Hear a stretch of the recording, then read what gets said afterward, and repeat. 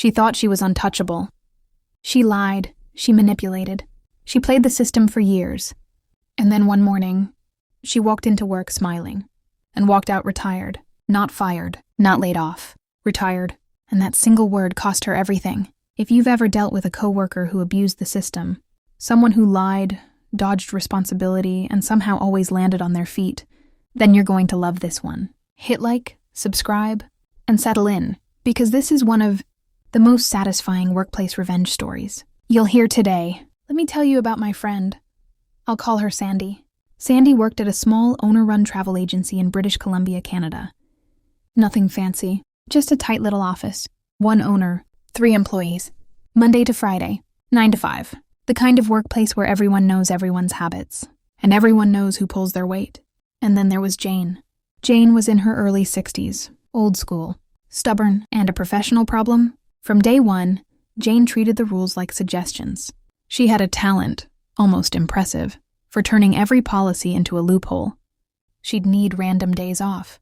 She'd disappear without approval. And then, like clockwork, she'd claim she made up the hours by coming in after work or on weekends. Here's the thing. No one ever asked her to. Worse, she'd been caught lying multiple times. But the owner never fired her. Why? Because Jane had a history. Before this job, she'd worked at another travel agency. She pulled the same stunts, got fired, then sued her employer for unfair dismissal. And she won. That lawsuit haunted everyone who came after. So Jane learned something dangerous. If she pushed hard enough, people backed down. Years passed. Then life changed. The owner decided to retire and offered to sell the business to Sandy. Sandy was a divorced single mom with 2 hockey-obsessed boys, hardworking, responsible, exhausted, but determined. She bought the agency, and suddenly Jane worked for Sandy. Right away, Sandy laid down structure, clear vacation rules, everything in writing, and one big rule in bold letters: no overtime. Jane hated it. She still tried her tricks, but they didn't work anymore. And Sandy didn't mind when Jane skipped days. No overtime meant no scamming pay. 2 employees could handle the office just fine. Honestly, Jane staying home saved Sandy money. Until one week changed everything. Sandy had a hockey tournament coming up. She'd be gone 1 or 2 work days before the weekend. So she told both employees, verbally and in writing, no time off those days. I'll be away. I need both of you. Clear. Unambiguous. No excuses. That Saturday, Sandy stopped by the office to handle paperwork. And that's when she saw it.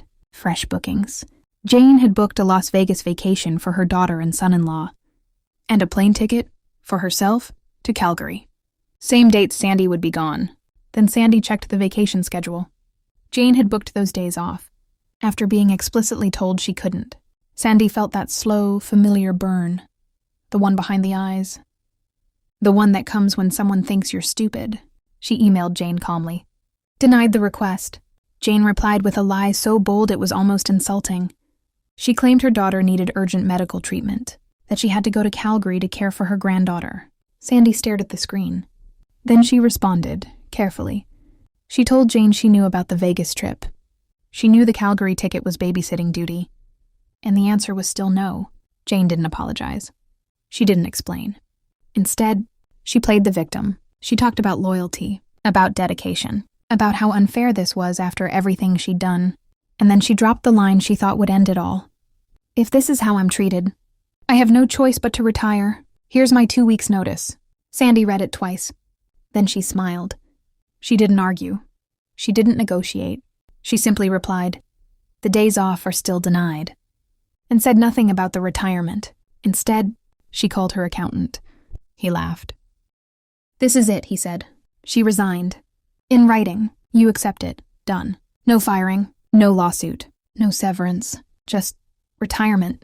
Monday morning came. Sandy arrived early, with her longtime boyfriend as a witness. Jane's desk was boxed up, personal items separated from business property, including one very important thing Jane refused to digitize: a box of handwritten index cards, client names, addresses, credit card numbers, highly illegal to remove. Jane walked in at 8:59 a.m., smiling, relaxed, until she saw the boyfriend. Then Sandy spoke. "There's no need to go to your desk. I've accepted your retirement." She handed Jane the check, paid a date, plus 2 weeks' wages. Jane froze. What? I didn't retire. I'm not ready! Sandy stayed calm. You gave notice. I accepted it. Jane repeated herself, louder this time. Panic rising. Looking for allies. The other employee said nothing. Sandy gestured to the box. Happy retirement. Jane rummaged through it, frantic, then screamed. Where are my cards? Sandy refused. Business property, privacy laws. Jane refused to leave. So Sandy warned her. Then dialed 911. Minutes later, RCMP officers arrived. Jane ran to them ranting, claiming she was fired, claiming stolen property. The officers listened, reviewed, then escorted Jane out, box in hand, door closed. The next day, Sandy posted a giant sign in the window. Congratulations to Jane on her retirement.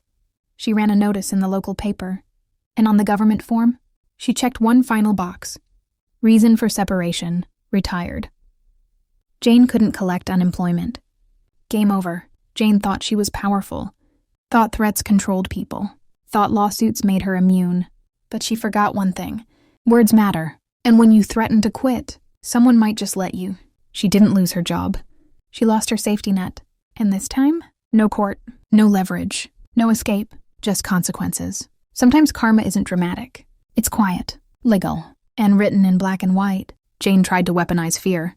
Instead, she signed her own ending. If this story made you smile, hit like. If it made you cheer, hit subscribe.